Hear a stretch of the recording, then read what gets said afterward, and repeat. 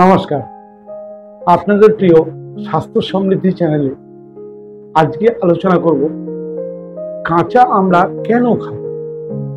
আজকাল একটা ট্র্যাডিশন চলছে, দেখবেন যে বহু মানুষ এবং বহু বড় বড় প্রতিষ্ঠিত সংস্থা, ইভেন সোশ্যাল মিডিয়ায় এই নিয়ে তোলপাড় চলছে। গুগলে সার্চ করলেও এই একই কথা শোনা যাচ্ছে, কাঁচা খান, র ফুড খান। আচ্ছা, এটার পিছনে কারণটা আমাদের তো কারণটা বুঝে নেওয়া উচিত না?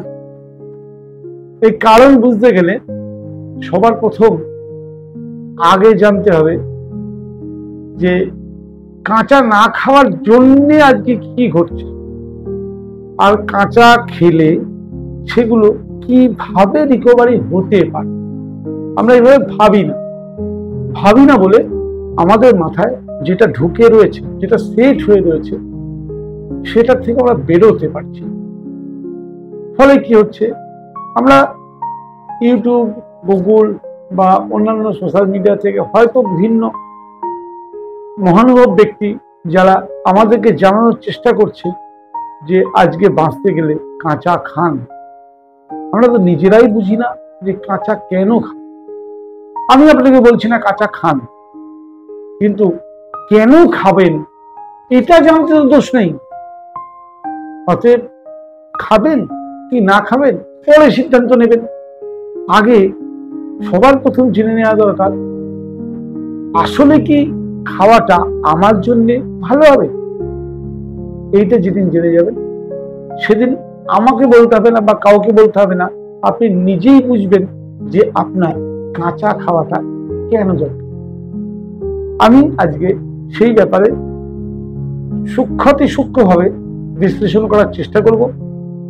হ্যাঁ, আমি সব জানি এটা কখনোই বলবো না। আমি সামান্য কিছু জ্ঞান অর্জন করতে পেরেছি, তো সেই জ্ঞানটাকে আপনাদের সঙ্গে আমি আমার মতো করে শেয়ার করার চেষ্টা করব। এর মধ্যে যদি কোনো ভুল ত্রুটি হয়, নিজগুলো ক্ষমা করবেন আমাকে। আমার ভুল যদিও হয়ে থাকে জানাবেন, এবং আগামী দিনে আমি সেই ভুলকে সংশোধন করার অবশ্যই চেষ্টা করব। তো চলুন শুরু করি। আজকে প্রত্যেক ঘরে ঘরে রোগ সাধারণত দু তিন রকম ভাবে আসে। এক হচ্ছে অ্যাক্সিডেন্টাল, সেটা হচ্ছে রোড অ্যাক্সিডেন্ট হোক, প্রাকৃতিক দুর্যোগ হোক বা বিভিন্ন রকম, যেটা কিন্তু আমাদের হাতে নেই। আমাদের ওটা নিয়ে ভেবে লাভও নেই। যদি কোনো অ্যাক্সিডেন্টাল রোগ আসে, তার জন্য ট্রমা কেয়ার, আধুনিক চিকিৎসার যে সিস্টেম, তার শরণাপন্ন হওয়া ছাড়া আমাদের বিকল্প কোনো রাস্তা আছে বলে আমার জানা নেই। অতএব এই ব্যাপারে আলোচনা করে কোনো লাভ। দ্বিতীয়ত, ইনফেকশাস ডিজিজ, যে ডিজিজগুলো আমাদের শরীরকে ইনফেক্ট করে, ভাইরাল, ব্যাকটেরিয়াল, ফাঙ্গাল, প্রোটোয়া, ইস্ট, এরকম ধরনের কিছু জিনিস আছে যারা আমাদেরকে বাইরে শত্রু আক্রমণ করে। সেক্ষেত্রে ইনস্ট্যান্টলি ব্যবস্থা নেওয়ার দরকার। যদি আমাদের শরীরের ন্যাচারাল ইমিউনিটি সুপার থাকে, তাহলে তারা কিন্তু আমাদের কিছু করতে পারে। কিন্তু যাদের ইমিউনিটি ডাউন, ইমিডিয়েট তাকে বাঁচতে গেলে আধুনিক চিকিৎসা শরণাপন্ন হওয়া উচিত। কারণ তিনি তখন এই ন্যাচুরোপ্যাথি শিখে ন্যাচুরোপ্যাথি করতে গেলে বিপদে পড়বেন। অতএব কখনোই ভাববেন না যে স্বাস্থ্য সমৃদ্ধিতে যে আলোচনা ভালো হয় তার মানে এই নয় যে চিকিৎসা ছাড়া আপনি বাঁচবেন বা আপনি কোনোদিন চিকিৎসা নেবেন না, এটা কখনোই ভাববেন না। আমি আজকে আলোচনা করব নন ইনফেকশাস যেসব ডিজিজ। আমাদের শরীরে এমন কিছু ডিজিজ আছে যেগুলোকে আমরা বলি নন ইনফেকশাস ডিজিজ, বা বলতে পারেন লাইফস্টাইল ডিজিজ। যে ডিজিজের মধ্যে কি আসে, যেমন sugar, pressure, tumour, kidney failure, liver failure, cancer, auto immune disease, এরম ধরনের আরো রোগ আছে। এগুলো বলা হয় নন ইনফেকশাস ডিজিজ। আচ্ছা, এই নন ইনফেকশাস ডিজিজগুলোর মূল কারণ কি? যদি মূল কারণ খুঁজতে যান, দেখবেন প্রত্যেকের মূলে রয়েছে একটা মাইক্রো ইনফ্লামেশন বা ক্রনিক ইনফ্লামেশন। শরীরের বিভিন্ন জায়গায় বিভিন্ন রকম ইনফ্লামেশন। আচ্ছা, ইনফ্লামেশন এটা তো মেডিকেল টার্ম, সহজ গোদা বাংলায় আমরা কি বুঝবো? ইনফ্লামেশন মানে আমার যে জায়গায় সমস্যা সেই জায়গাটা হয়তো বা লাল হয়েছে, হয়তো বা ফুলেছে, হয়তো বা সূক্ষ্ম ঘা হয়েছে। ঠিক আছে? আচ্ছা, আপনি একবার ভাবুন যে আপনার স্কিনে এই জায়গাটা কেটে গেছে, আপনি এই জায়গাটায় পরীক্ষা করতে হবে, এক্সপেরিমেন্ট। সেম একই ভাবে এ হাতেও কেটেছে, একই সঙ্গে দুটো হাতে একই সঙ্গে একই সময়ে একই ভাবে আপনার ক্ষত হয়েছে। আপনি একটা ক্ষততে তরকারির ঝোল লাগান, আপনার বাড়ির রান্নার ঝোল লাগান, আর একটা হাতে আপনি কাঁচা ফল সবজির রস লাগান, যে কোনো ফল যে কোনো সবজি, হ্যাঁ সেটা মানুষের খাদ্য, বিষ না হলেই চলবে। আপনি নিজে দেখুন তো কোনটা আগে সারে। দেখবেন যেটা কাঁচা ফল সবজি লাগিয়েছেন সেটা খুব কুইক ঘা শুকিয়ে গেল, আর যেটা তরকারির ঝোল লাগাচ্ছেন সেটা কিন্তু শোকাতে দেরি হচ্ছে। আচ্ছা, আর একটা কম্পারিজন করা যাক। আপনি একটাতে কাঁচা ফলের রস লাগাবেন, আর একটাতে বাজারের কোনো মলম লাগাবেন, দেখবেন তো কোনটা আগে সারে। আপনি দেখবেন যেটা কাঁচা পাতার রস, ফলের রস লাগাচ্ছেন সেটা আগে সারে। তাই জন্যে আমাদের ছোট থেকে শেখানো হয়েছিল, কেটে কেটে ঝালপল পটপটি বলে এক ধরনের গাছ ছিল ছোট ছোট, এখন খুব কম দেখা যায়, তার রস আমরা খেলতে খেলতে কেটে কেটে লাগাতাম। গাঁদা ফুলের পাতার রস, তুলসী পাতার রস, এরকম ধরনের বিভিন্ন পাতার রস আমরা মাঠে ঘাটে খেলতে গেলে লেগে গেল, বা নিজের থুতু নিয়েই লাগিয়ে দিলাম। এগুলো ছিল ন্যাচারাল পদ্ধতি, এবং কিভাবে ঠিক হতো আমরা জানতাম না। তা আমাদের শরীরের ভেতরে যখন এরকম মাইক্রো ইনফ্লামেশন হয়, ক্রনিক ইনফ্লামেশন হয়, সেই ক্রনিক ইনফ্লামেশন দীর্ঘদিন ধরে যখন চলে তখন হয় আমাদের বড় রোগ। আজ ধরুন 50 বছর বয়সে আপনি ধরা পড়লো আপনার সুগার হয়েছে, আপনি ভাবছেন আমার কপালটা খারাপ, 50 বছর বয়সে সুগার হয়ে গেল। না না না, আপনার এই সুগারের সূত্রপাত হয়েছিল আজ থেকে অন্তত 20 বছর আগে পিছনে গেলে। তখন থেকে এর বীজ পুঁতেছিলেন আপনি। কিভাবে? তখন থেকে আপনি যে খাবারগুলো খাচ্ছেন, আজ থেকে 20 বছর আগের কথা বলছি, আমি এটা সুগার দিয়ে বলছি, আপনি এটা ক্যান্সারের ক্ষেত্রেও একই, আপনার ব্লাড প্রেশারের ক্ষেত্রেও একই, অটোইমিউন ডিজিজের ক্ষেত্রেও একই। মূলটা খুঁজুন, রোগের মূলটা কোথায়। আজকে 20 বছর আগে থেকে আপনি খাচ্ছেন 100% Coke food, junk food, fast food. আচ্ছা, এই ফুডগুলো আপনার অ্যাকচুয়ালি কি করছে সেটা তাকে বুঝে নিতে হবে না? আমি আপনাকে এই লিস্টটা দেখাচ্ছি, এই লিস্টটা দেখুন। এই লিস্ট অনুযায়ী, এটা বিজ্ঞানের কথা, আমার কথা না, এই লিস্ট অনুযায়ী আপনি যদি র ফুড খান, খাদ্যের যে গুণাগুণ সেটা আপনি 100% আপনার শরীরের জন্য এটা লাভকারী। আপনি যদি স্টিমড খান তাহলে দেখুন লাভের পার্সেন্টেজ কমতে শুরু করবে।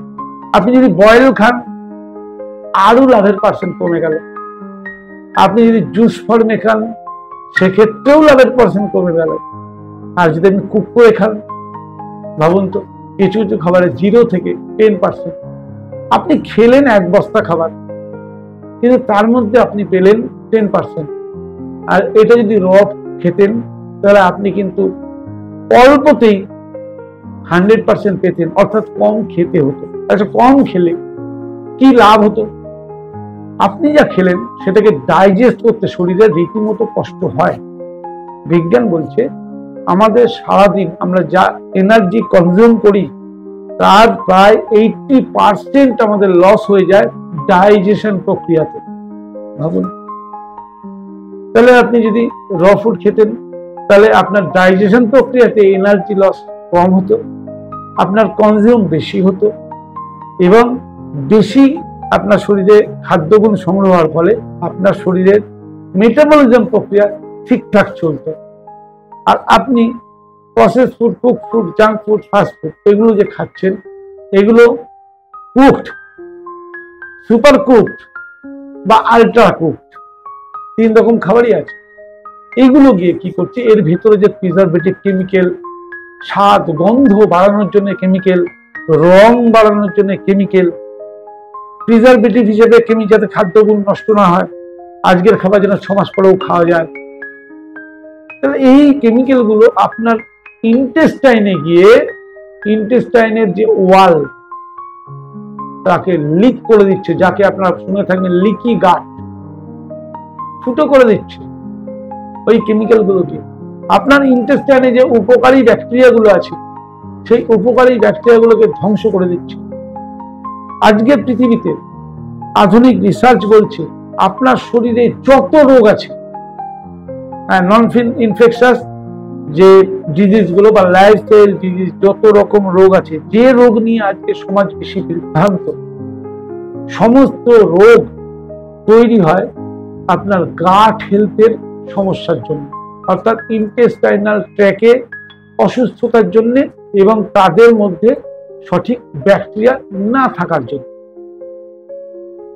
এইবার কি হচ্ছে, যখনই আপনার গাট হেলথ বিগড়াতে শুরু করলো, আপনার টোটাল শরীরের টোটাল মেকানিজম বিগড়াতে শুরু করলো। ধীরে ধীরে ধীরে শরীর অপেক্ষা করছে যে আপনি হয়তো শুধরে যাবেন, আপনি হয়তো শুধরে যাবেন। প্রথমে শরীর আপনাকে ছোট ছোট সিগন্যাল দিচ্ছিল, একটু অম্বল হচ্ছিল, একটু গ্যাস হচ্ছিল, একটু কনস্টিপেশন হচ্ছিল, বা একটু মাথা ঘুরছিল, বা একটু হেডেক হচ্ছিল। আপনি শরীরের সেই ছোটখাটো সিগন্যাল গুলোকে ইগনোর করে গেছেন। আপনি কি করছেন, সঙ্গে সঙ্গে নিজেই ডাক্তারি করে ওষুধের দোকান থেকে ওষুধ কিনে টাপা টাপ খেয়ে নিচ্ছেন। আজকে দীর্ঘস্থায়ী ভাবে যে কোনো ওষুধ প্রয়োগ করলে তার মারাত্মক সাইড এফেক্ট আছে, এটা আপনি জানেন। ফলে কি হচ্ছে, শরীরের যে সিগন্যালকে আপনি ইগনোর করার ফলে 10 বছর 15 বছর 20 বছর পরে এইবার শরীর রেগে গিয়ে রিয়াক্ট করতে শুরু করলো, তখন আপনি বললেন আমার কপাল খারাপ, আমার সুগার হয়ে গেছে। অতএব এই যে সুগার হয়ে গেছে, এই যে প্রেশার হয়ে গেছে, এই যে ক্যান্সার হয়ে গেছে বলছেন, এত চিন্তা করছেন, কিডনি ফেলিওর হয়ে গেছে, লিভার ফেলিওর হয়ে গেছে, একদিনে কি হয়েছে? একদিনে তো হয়নি।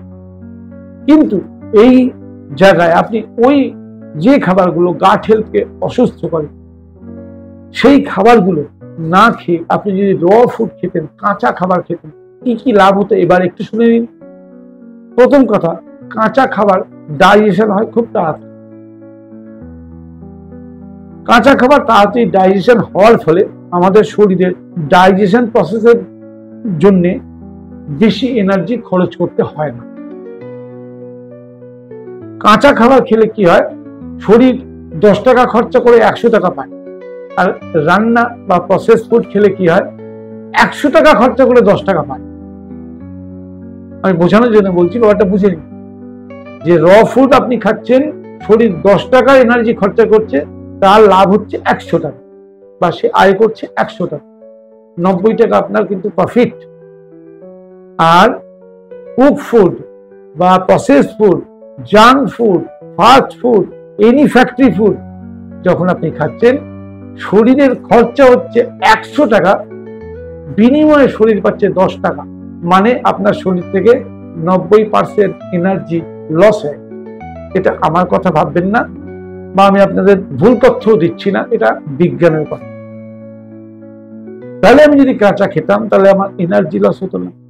কাঁচা খাওয়ার ফলে আরেকটা কি লাভ হতো, আমি একটু আগেই বলে গেলাম, পৃথিবীতে যত লাইফস্টাইল ডিজিজ আছে, যত নন ইনফেকশাস ডিজিজ আছে, সমস্ত ডিজিজের মূল কারণ গাট হেলথ। আজকে বিজ্ঞান বলছে যে গাট হেলথই সব রোগের মূল।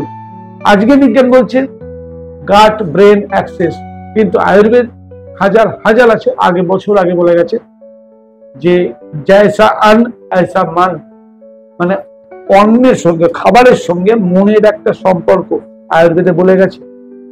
আজ বিজ্ঞান বলছে গাট ব্রেন অ্যাক্সেস, আমার মন, মানসিকতা, বুদ্ধি সব নাকি গাট হেলথের ব্যাকটেরিয়ারা কন্ট্রোল করে। বিজ্ঞান প্রমাণ করেছে। তাহলে আয়ুর্বেদ কিন্তু হাজার হাজার বছর আগে বলে গেছে সমস্ত রোগের মূল পেট। পেট ঠিক তো সব ঠিক। আজকে বিজ্ঞান বলছে সমস্ত রোগের মূলে গাট হেলথ, কিন্তু আয়ুর্বেদ যেটা হাজার হাজার বছর আগে বলে গেছে, আমাদের পূর্বপুরুষরা বলে গেছে, আমাদের মা বাবারা বলে গেছে। আমরা তাদের কথা শুনিনি। আমরা আধুনিক বিজ্ঞানকে অলৌকিক সৃষ্টি, আমাদের সৃষ্টিকর্তার চাইতে বড় মনে করেছিলাম। আমরা এতটাই মূর্খ যে আমরা সমাজের এই বাজে খাবারের হাতছানিকে, শরীরের নিয়ম ইগনোর করে, শরীরের সিগন্যালকে ইগনোর করে আমরা সাময়িক আরামের জন্য লং টাইম অসুস্থ হওয়ার রাস্তা আমরা নিজেরাই তৈরি করে ফেলেছি। এবার কাঁচা খাবার খেলে আপনার আর একটা কি লাভ হচ্ছে, যখনই আপনি কাঁচা খাবার খাচ্ছেন, কাঁচা খাবারে প্রচুর ভিটামিন, মিনারেলস, অনেক সূক্ষ্ম মাল্টিভিটামিন এগুলো তো আছে, যেগুলো অন্তে শোষিত হয়ে গেল। কিন্তু আপনি কি জানেন যে কাঁচা খাবার মানে ফাইবার, র ফুড মানেই ফাইবার। যখনই আপনি ফাইবার খেলেন, ফাইবার ডাইজেস্ট করা আমাদের মানব শরীরের ক্ষমতা নেই। মানব শরীরের জন্য ফাইবার কোনো কাজে লাগে না, কিন্তু ফাইবার ছাড়া মানব শরীর বাঁচে না। এটা কি করে সম্ভব? আমাদের বৃহদান্ত্রে যখন আমাদের খাদ্য পদার্থ অবশিষ্ট গিয়ে পৌঁছায়, বৃহদান্ত্রে অর্থাৎ কোলনে কিছু ব্যাকটেরিয়া থাকে যারা ওই ফাইবারকে ইউজ করে, আমাদের সঙ্গে লেনদেনে একটা সম্পর্ক আছে, তারা আমাদের মধ্যে বাস করে, তারা আমাদেরকে বহু ভিটামিন, মিনারেল, হরমোনাল ইমব্যালেন্স, আমাদের মন, মস্তিষ্ক, মানসিকতা সব কন্ট্রোল করতে সাহায্য করে। তাহলে তারা আমাদেরকে এত করে, তাদের জন্য আমাদের কি করা উচিত? তাদের জন্য আমাদের র ফর্মে ফাইবার খেতে হবে, কাঁচা ফর্মে। সেদ্ধ করলে যে ফাইবারটা থাকে সেই ফাইবারটা তাদের প্রিয় খাদ্য নয়। তারা সন্তুষ্ট না হলে আমার মন অসন্তুষ্ট হবেই, আমি খিচখিচে হয়ে যাব, আমার রাগ বেড়ে যাবে, আমার ঘুম নষ্ট হবে, ডিপ্রেশন বেড়ে যাবে, অ্যাংজাইটি বেড়ে যাবে, কারণ আমার গাট হেলথের ব্যাকটেরিয়ার অসন্তুষ্ট হচ্ছে। তাহলে আমাদের কি কাজ? আমাদের গাট হেলথের ব্যাকটেরিয়াকে সন্তুষ্ট করতে হবে। রাস্তা কি? একমাত্র র ফুড। আর র ফুড খেলে আবার একটা অন্য কি লাভ হবে? র ফুড খেলে আপনার ইন্টেস্টাইনাল ট্র্যাকে যে ইনফেকশন গুলো হয়েছে, যে ইনফ্লামেশন গুলো আছে, বা যে লিকি গাট হয়েছে, অর্থাৎ যে মানে ফুটো হয়েছে, ইন্টেস্টাইনাল ট্র্যাকে ফুটো হয়, যেখান থেকে অপাচিত বা অবশোষিত খাদ্যবস্তু আমাদের রক্তে চলে যায়, যার ফলে আমাদের অটো ইমিউন ডিজিজের মূল কারণ বলা হয় লিকি গাটকে। এটা একটা বিশাল বড় পার্ট, এটা নিয়ে কোনো একদিন করা যাবে। তবে সেই কাঁচা খাবার খেলে আমাদের লিকি গাট নিজে নিজে হিল হতে সাহায্য করে। তাহলে শুধু কাঁচা খেলে, অর্থাৎ খাবারের বেশিরভাগ অংশটা যদি আমরা কাঁচা খাই, তাহলে কি হবে? আমার ডাইজেশন সিস্টেম ঠিক থাকবে, আমার শরীর কম খেয়ে বেশি এনার্জি কনজিউম করতে পারবে, আমার গাট হেলথ সুস্থ থাকবে, গাট হেলথের ব্যাকটেরিয়া সুস্থ থাকবে, ফলে আমার মন মানসিকতা সুস্থ থাকবে। ফাইবার খাওয়ার ফলে আমার ইউরিন আউটপুট বেড়ে যাবে, কেন ফাইবারের যে কোনো কাঁচা র ফুড খেলে প্রায় 70 থেকে 90% গড় জল, ইউরিন আউটপুট বেড়ে যাবে, শরীর ডিটক্স ভালো হবে। ফাইবার থাকার ফলে আমার স্টুল নরম হবে, কনস্টিপেশন কখনো আসবে না। ফাইবার থাকার ফলে আমার পেরিস্টালসিস মুভমেন্ট খুব ভালোভাবে চলবে। আর কুক ফুড খেলে, আজকাল আগেকার যেসব কুক ফুড ছিল, ডাল, চাল, তরকারি, তাতে কি ছিল? কিছুটা হলেও ফাইবার ছিল। আজকেকার ভাতে তো ফাইবার নেই, ফাইবারলেস ফুড আছে কি? শুধু কার্বোহাইড্রেট। তার কার্বোহাইড্রেট ওভারলোড থেকেই তো আজকাল এত রোগ। কারণ আজ থেকে 30 বছর পিছনে যান, 30 বছর পিছনের মানুষ যদি এতটা ভাত খেত, সেই ভাতটা ছিল ফাইবারওয়ালা, ভাতের মধ্যে খাদ্যগুলো কিছু ছিল, এবং তারা প্রচুর ফিজিক্যাল পরিশ্রম, দৈহিক পরিশ্রম করতে হতো। তখনকার সমাজ ব্যবস্থার কারণে দৈহিক পরিশ্রম করতে হতো, ফলে ওই পরিমাণ কার্বোহাইড্রেট তাদের দরকার ছিল। কিন্তু আমরা ছোট থেকে শিখে এসেছি একজন মানুষ মানে এতটা ভাত খেতে হবে। আমরা বলি এইটুকুই খাবে, আর একটু বেশি করে খাও। কেউ আমরা খেতে না চাইলেও বাড়ির লোক জোর করে খাওয়ায়। কিন্তু একবার কি আমরা ভাবি না যে আমি এতটা কার্বোহাইড্রেট নিচ্ছি, যে কার্বোহাইড্রেটটা আমি খরচা করবো তো সারাদিনে, তাহলে আমি যদি যে কার্বোহাইড্রেট খরচা করব না, সেই কার্বোহাইড্রেট যদি নিই, বিনিময়ে আমি ফিজিক্যাল এক্সারসাইজ, ব্যায়াম এগুলো তো করবোই না। শরীরকে ঘামাবো না, সবসময় মাথার উপরে পাখা নালে এসি চলছে, ফলে কি হচ্ছে, শরীরে ওভারলোড হচ্ছে। যারাই সুগারের রোগে ভুগছে, তারা একটু খেয়াল করে দেখুন, তারা হেভি একসময় কার্বোহাইড্রেট, আজকের কথা বলছি না, বিগত 10-20 বছর পিছন থেকে দেখুন, আপনি বেশি কার্বোহাইড্রেট কনজিউম করেছেন, আপনি চিবিয়ে খাননি, আপনি ফাইবারলেস ফুড বেশি খেয়েছেন, আপনি র ফুড একদম খাননি, তাই আজকে আপনার এই রোগ হয়েছে। অর্থাৎ অনেক অনেক কথা বলবেই, মানুষের প্রত্যেকের বলার ব্যক্তিগত স্বাধীনতা আছে, না বলার কিচ্ছু নেই। আপনারা কেউ বলবেন র ফুডে প্রচুর রাসায়নিক, প্রচুর পেস্টিসাইড, খেলে তো মানুষ মরে যাবে। আচ্ছা, বিজ্ঞান কোন জায়গায় বলেছে কুক করলে সেই রাসায়নিক পেস্টিসাইড নষ্ট হয়ে যাচ্ছে? আপনি নিশ্চয়ই বুঝতে পারছেন, কুক ফুড অর্থাৎ ডেড ফুড, মৃত খাবার, আর র ফুড অর্থাৎ লাইভ ফুড, জীবন্ত খাবার। লাইভ ফুডেও পেস্টিসাইড রাসায়নিক আছে, র ফুড আর কুক ফুডেও পেস্টিসাইড রাসায়নিক আছে। দুটোতে রাসায়নিক পেস্টিসাইড তো কমন, কিন্তু একটাতে জীবন আছে, একটা মৃত্যু আছে। আপনি কোনটা চান? কমনটা নিয়ে কেন চিন্তা করছেন? এতেও কমন আছে, ওতেও আছে। তাহলে আপনি যদি জীবন চান, আপনাকে কাঁচা খাবার খেতেই হবে। এবার বলি কতটা খাবেন। প্রথম কথা হচ্ছে, আমরা মানুষ হয়ে জন্মেছি তো, ছোট থেকে আমরা মাছে ভাতে বাঙালি বলি না, আমি নিজেও বলছি, ভাত খেতে আমরা অভ্যস্ত। ভাত পালিশ করতে করতে ভাতের সর্বস্ব শেষ হয়ে গেলেও আমরা ভাত খাবো, ভাত ছাড়াতে পারবো না। আর আমাদের স্বাস্থ্যের জন্য যখন বলা হয় ব্রাউন রাইস খেতে, তখন সেটা ডাক্তারকে আমরা 1000 টাকা দেবো, কিন্তু ব্রাউন রাইস খাওয়ার সময় 120 টাকা কেজি শুনলে বলবো, ওরে বাবা, অত দামি চাল আমরা খেতে পারবো? শরীর গোল্লায় যা, ডাক্তারকে 1000 টাকা দেবো, কিন্তু রোগ হওয়ার আগে আমার শরীরকে আমি ব্রাউন রাইস খাওয়ার পয়সা জোগাতে পারবো না। এটা আমাদের মানসিকতা, আমার নিজেরও মানসিকতা। তাহলে কি করতে হবে? আপনি খান, কুক ফুড খান, কিন্তু কুক ফুডের আগে 50% র ফুড খান। আপনি এত কেন ভাবছেন যে র ফুড খেলে অ্যাসিড হবে, র ফুড খেলে এটা হবে, র ফুড খেলে ওটা হবে? হ্যাঁ, প্রথম র ফুড খেলে আপনার ডাইজেশনের সমস্যা দেখা দেবে। প্রথম র ফুড খেলে আপনার পটি পাতলা হতে পারে, প্রথম অ্যাসিডিটি হতে পারে, কারণ আপনার শরীরে অভ্যাস নেই। কিন্তু আপনি যদি ভয় পেয়ে র ফুডটা ছেড়ে দেন, তাহলে ক্ষতি আপনার হবে। আপনাকে র ফুড খাওয়া শরীরকে বাধ্য করতে হবে। 7 দিন সময় লাগবে, 7 দিনের মধ্যে শরীরের অভ্যাস হয়ে যাবে। আর যখনই আপনি টোটাল খাবারের 50% র খাবেন, বাকি 50% কুক ফুড খাবেন, তখন 50% যে র খেলেন তাতে এই সিস্টেমটা সুস্থভাবে চলতে শুরু করবে, আর বাকি 50% যে কুক খেলেন তাতে আপনার মানসিক শান্তি সম্পূর্ণ আসবে। এইবারে কুক ফুডে চেষ্টা করুন কম টেম্পারেচারে খাবার বানানোর, স্টিম লাগিয়ে নেওয়া, শুধু খাবার সেদ্ধ না, স্টিম দেওয়া, সেটা এক ধরনের খাবার খাওয়া যায়। কিছু কিছু খাবার ওভাবে খাওয়া যায়। বয়েল করে নেওয়া, যেমন আলু বয়েল করে খেলে স্বাস্থ্যের পক্ষে ভালো, কিন্তু সেই আলুকে যদি ফ্রাই করে খান, তাহলে আলু ফ্রাই করলে কার্সিনোজেনিক হয়ে যায়, অর্থাৎ ক্যান্সার হওয়ার প্রবণতা বেড়ে যায়, বিজ্ঞান বারবার বলছে। তাহলে কোনো খাবারই ওভার হিটেড করা স্বাস্থ্যের পক্ষে ভালো নয়।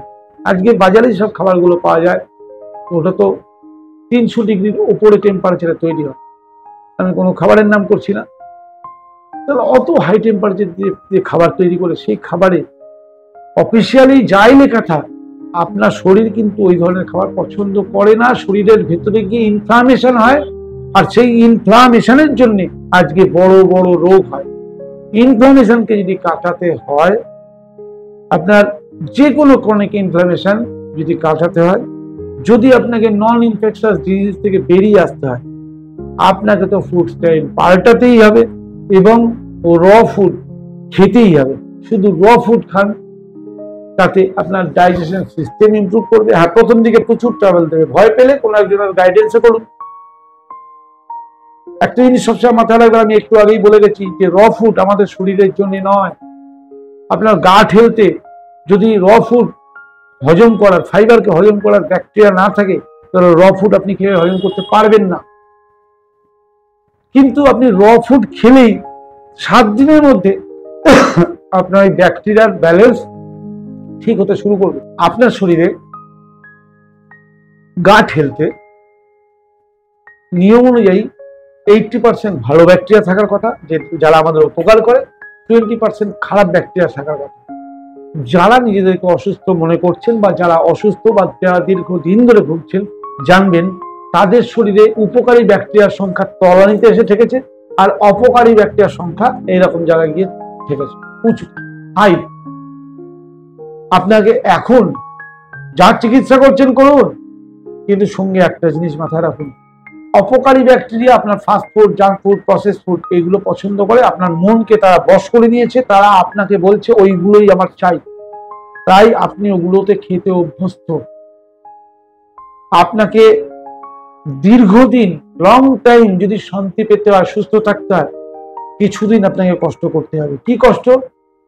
অহিতকারী ব্যাকটেরিয়া যে খাবারগুলো চাইছে আপনাকে সেগুলো বুঝে শিখে সেই খাবারগুলো শরীরকে দেওয়া বন্ধ করতে হবে। যখনই সেই খাবারগুলো শরীরে দেওয়া বন্ধ করলেন, তাহলে আমাদের শরীরের অহিতকারী ব্যাকটেরিয়া যারা, তারা খাবার না পাওয়ার কারণে দুর্বল হতে শুরু করবে। সেই সময়ে আপনি আপনার শরীরকে র ফুড দিন। এটা ভাববেন না যে আপনার শরীরে কোনো ভালো ব্যাকটেরিয়া নেই, এটা হতে পারে না। ভালো ব্যাকটেরিয়া কিছু হলেও আছে বলে আপনি বেঁচে আছেন, এবং তারা খুব কম সংখ্যায় আছে এবং দুর্বল হয়ে পড়েছে।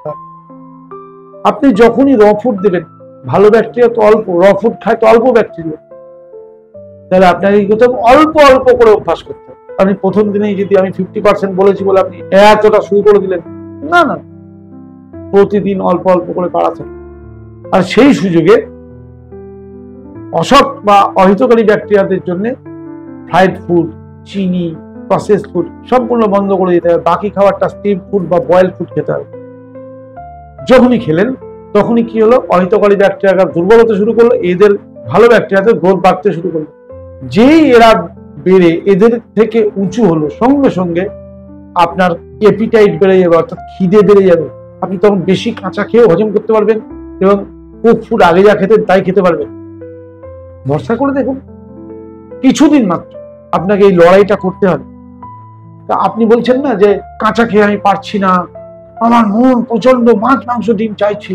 তাহলে আপনার মন তো কন্ট্রোল করছে গাট হেলথের ব্যাকটেরিয়ারা, আপনার দোষ নেই। আমার ব্যাকটেরিয়ারা চাইছে, কিন্তু আপনাকে প্ল্যান করে বুদ্ধি করে তাদের খাবার বন্ধ করতে হবে।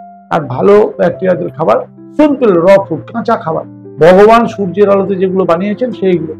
যখনই সেগুলো খাবেন, আপনার অহিতকারী ব্যাকটেরিয়াগুলো কমজোর হতে শুরু করবে, ভালো ব্যাকটেরিয়া শক্তিশালী হবে। যেই ভালো ব্যাকটেরিয়া শক্তিশালী হবে, 7 থেকে 21 দিন সময় লাগে। শক্তিশালী হলে তারা এবার আপনাকে তার মত মতো চালাবে। আপনি দেখবেন যে একটা সময় আসবে আপনার মাছ মাংস ডিম প্রসেস ফুড ফাস্ট ফুড খেতে ইচ্ছা করছে না, মন থেকেই চাইছে না। সুস্থ থাকার আনন্দ পেতে শুরু করবেন, আপনার মনে ফুর্তি আসবে, শরীরে গ্লো আসবে, এনার্জি লেভেল বাড়বে। যে রোগে আছেন সেই রোগ থেকে আপনি আস্তে আস্তে রিভার্স হতে শুরু করবেন। হোক না যতই বলুক যে কোন রোগ সারা জীবন সারে না, আপনি সেই রোগকে রিভার্স করতে পারেন। তবে হ্যাঁ, যারা সুগার, বিশেষত সুগার বা বড় রোগে আছেন, তারা অবশ্যই কোনো বিশেষজ্ঞর আন্ডারে এই পদ্ধতিকে অ্যাপ্লাই করবেন। কারণ ফুড অ্যাজ এ মেডিসিন, আপনি এদিকেও মেডিসিন খাবেন এদিকেও মেডিসিন খাবেন, দুটো শক্তি লড়াইয়ে কিন্তু ক্ষতি হলে আপনারই হবে, কারোর অন্য কারোর হবে না। অতএব কারোর গাইডেন্সে, অবশ্যই কোনো ন্যাচুরোপ্যাথিস্টের গাইডেন্সেই আপনি ন্যাচুরোপ্যাথি লাইফস্টাইল অ্যাডপ্ট করবেন। আমার বিশ্বাস আপনি যে অবস্থায় আছেন না কেন, শুধু কাঁচা খাওয়া শুরু করুন, গাট হেলথকে ঠিক করুন, আপনার সমস্ত সমস্যা থেকে আপনি খুব শিগগিরই একটা সম্পূর্ণ সুস্থ জীবন পেতে পারেন। নমস্কার, কেমন লাগলো জানাতে ভুলবেন না। যদি ভালো লেগে থাকে একটু কমেন্ট করে লিখে জানান। আর আপনার আত্মীয়স্বজন, বন্ধু বান্ধবদের আজকের ভিডিওটা গিফট করুন, যে আজকের ভিডিওটা কেন দেখা জরুরি, কেন আমরা কাঁচা খাবো, কেন ফুড অ্যাজ এ মেডিসিন আমরা ইউজ করব, কেন আমরা ফ্যাক্টরি তৈরি মেডিসিন ইমার্জেন্সি ছাড়া ইউজ করব না, আজকের দিনে এটা জানা খুবই দরকার। নমস্কার।